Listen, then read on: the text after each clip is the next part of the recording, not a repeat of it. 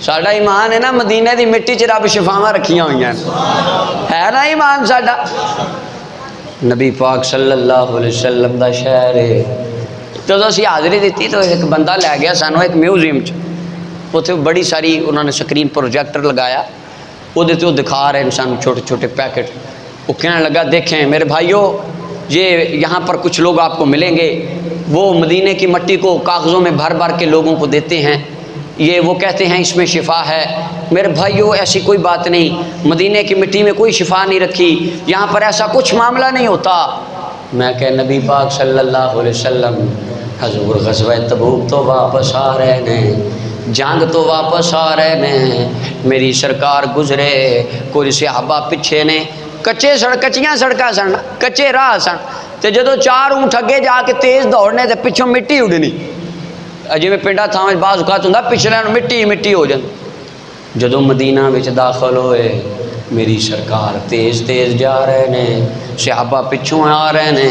मिट्टी उड़ी, मदीने की मिट्टी सहाबा इकराम के चेहरिਆਂ ते पई, तो सहाबा इकराम रिदवानुल्लाह अलैहिम अजमईन ने अपने साफे अपने कपड़े उठाए, सहाबा इकराम ने अपने चेहरिਆਂ ते इंज करके अपना चेहरा कज लिया ताकि मिट्टी ना पे। नबी करीम सल्लल्लाहु अलैहि वसल्लम ने वेख्या, हजूर अलैहिस्सलातु वस्सलाम ने जदों वेख्या फरमाया मेरे गुलामों अपने साफिया ते कपड़ियां नूं थल्ले कर लो,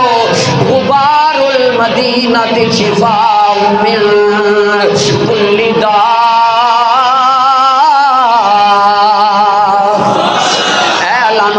रहमतुल्लाह अलैह अपनी जिल्द एक दे अंदर लिखते ने, नबी करीम सल्लल्लाहु अलैहि वसल्लम ने फरमाया